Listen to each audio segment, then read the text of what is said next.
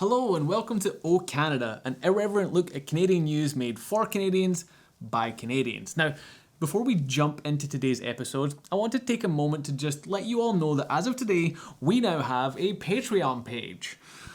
What's a Patreon page, you might ask? Well, it's actually a website where you can support us and get early access to the show, exclusive behind the scenes content, access to polls, roundtable discussions, swag, and more. For more information, click on the link in the description box below, and if you even make it as far as the landing page, you will have our eternal gratitude. Thank you and enjoy the show.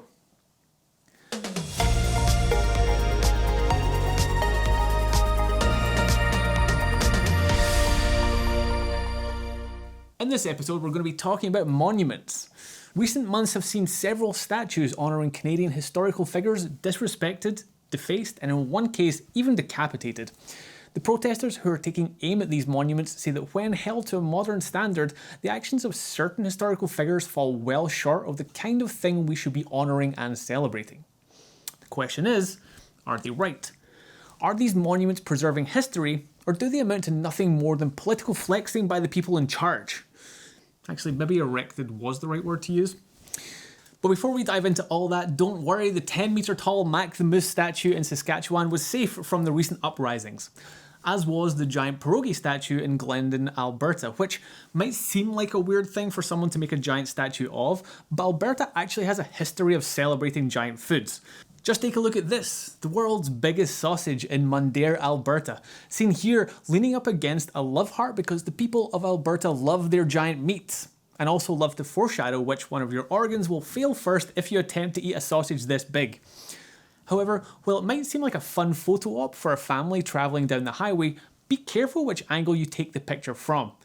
Seen from this side, it really pairs very differently with the giant egg just 20 minutes down the road in Vegreville. Seriously, Alberta, what is it with you and making giant statues of things? Are you overcompensating for something a little bit? Just a little bit? Okay, that was the last monument/penis joke for the entire episode, I promise. If only because this is in another country.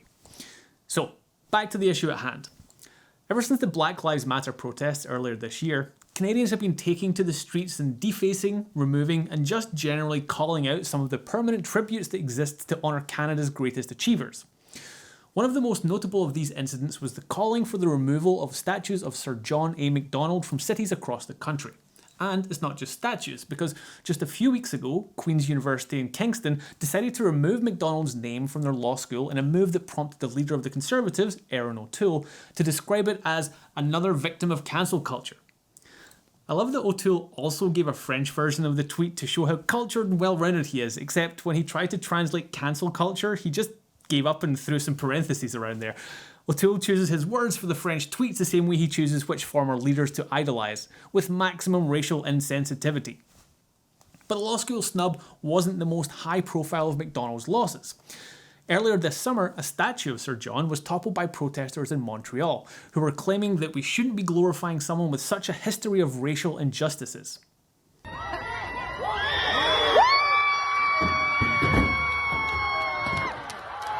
Yes, despite being Canada's first Prime Minister, making him their Prime Minister,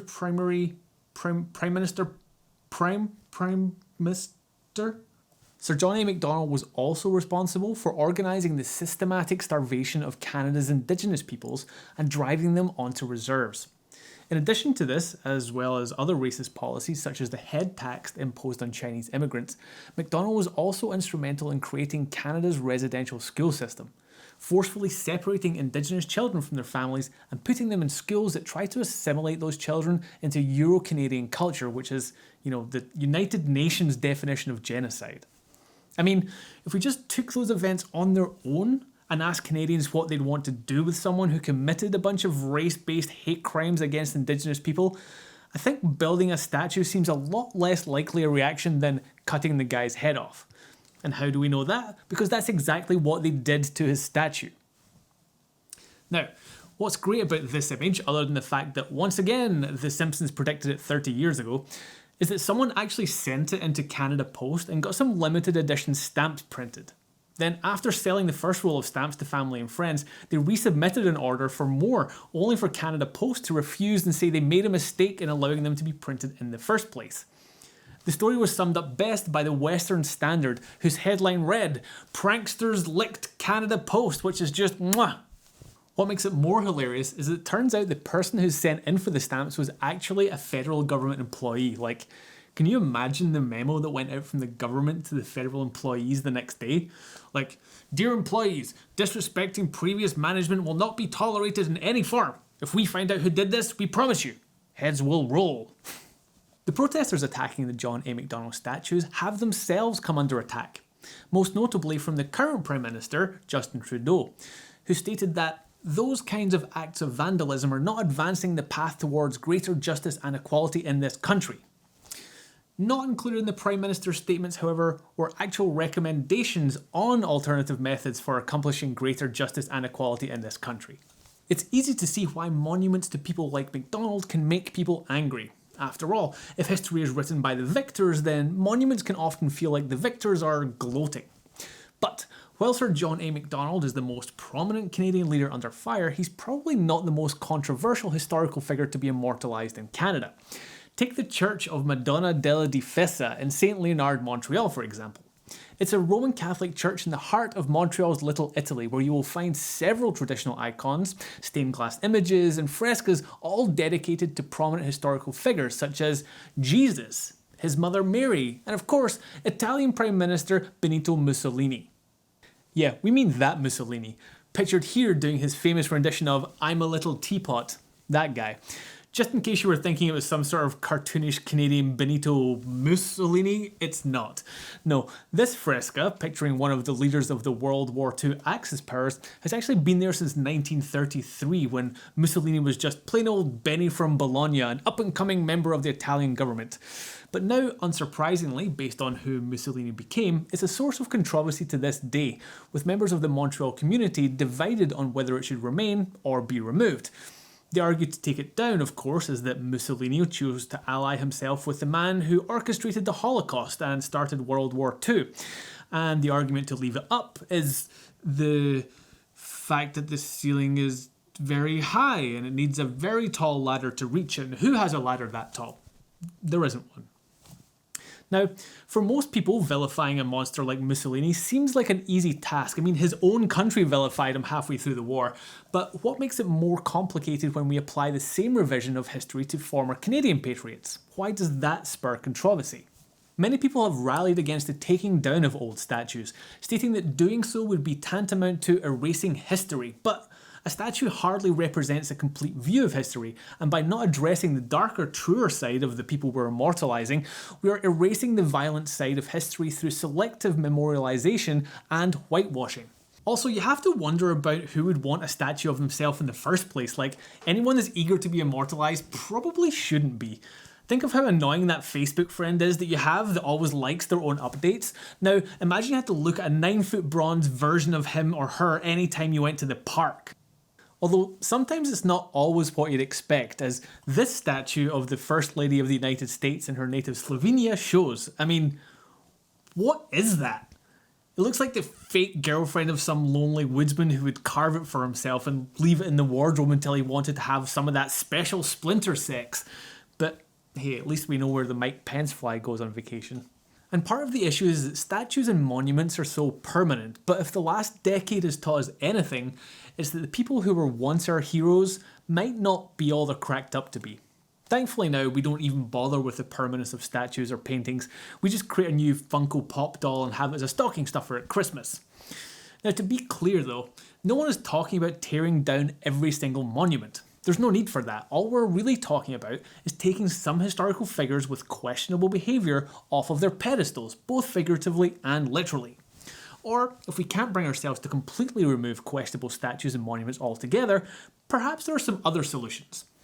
After the toppling of the Macdonald statue, Montreal Mayor Valérie Plante said, "It's better to put them in context rather than remove them."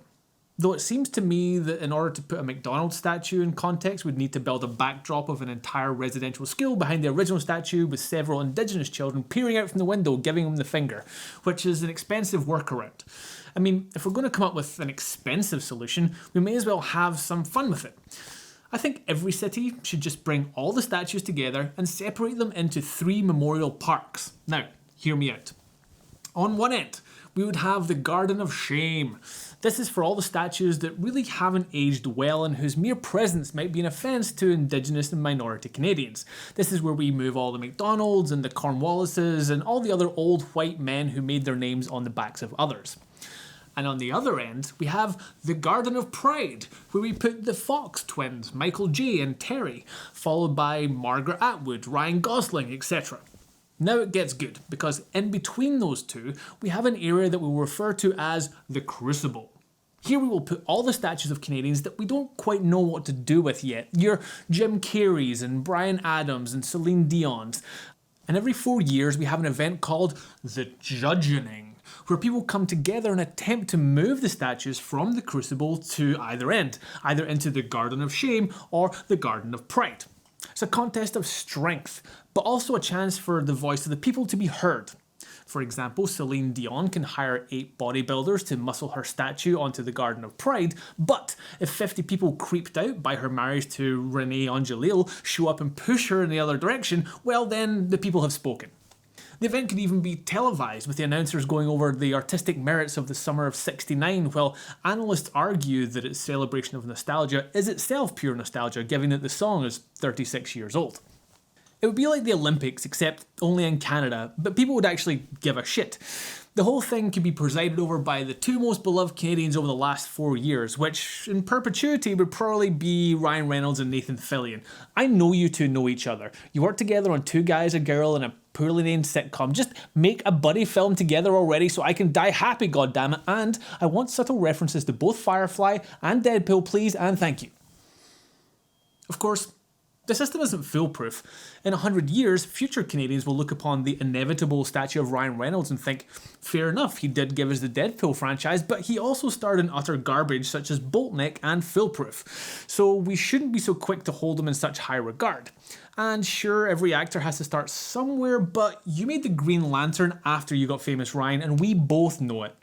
Also, just so you know, these movie taglines were not added on by our production department. They're the actual taglines from these films. Dreadful. And the imaging. I mean, the photo from Boltneck looks like the image you see on dollar store Halloween makeup, and the cover of Foolproof looks like they're all posing for the fall edition of White Folks Who Only Wear Black catalogue. So, while I'm sure Ryan Reynolds would love to only be judged for being the self-deprecating sweetheart who managed to bag Blake Lively, these straight-to-DVD dumpster fires are proof that everyone has skeletons, or sometimes Frankenstein's monsters, hidden in their closet. So what's the solution? What do we do with all these statues? Some are perfectly harmless, and some are weird but fine, and others, I think we need to ask ourselves what impact these statues are having on people alive today. For example, I've never seen anyone standing in front of a Johnny McDonald statue in quiet reverence and awe.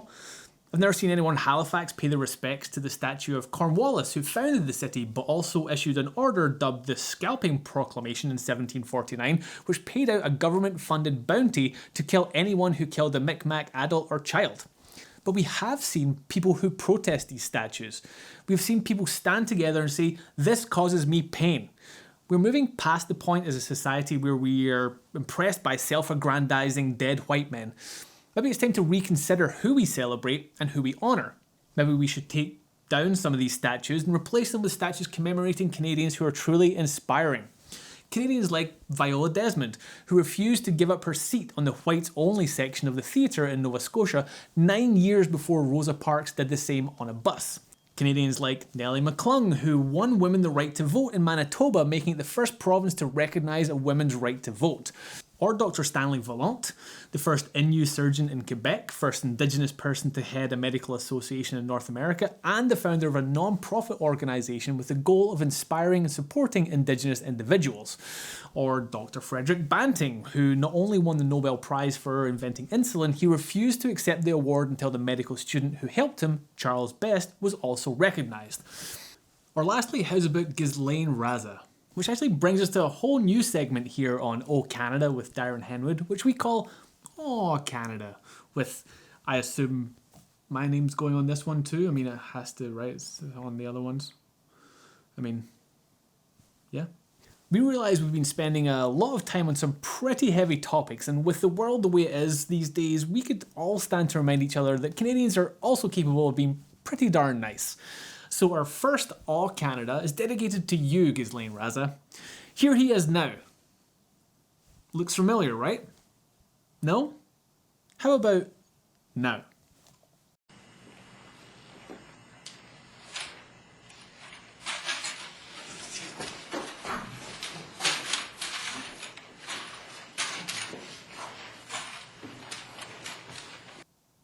Yes, this is the infamous Star Wars kid, all grown up today. After being one of the first victims of global cyberbullying, Raza, understandably, disappeared from the spotlight. And for many, that would have been the end of his story, except he went on to do something pretty darn awesome. He became an attorney. And I know you're thinking that's not usually awesome, but stay with us.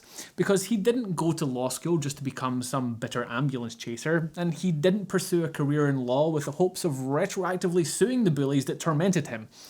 And he hasn't started a class action lawsuit against Disney in the hopes of getting the original Star Wars trilogy released on Blu-ray, a proper release, digitally remastered, cleaned up, and looking the way that we remember with no fancy changes. Anyway, no, he hasn't done any of that, but it's actually not a bad idea. If he doesn't do it, someone should.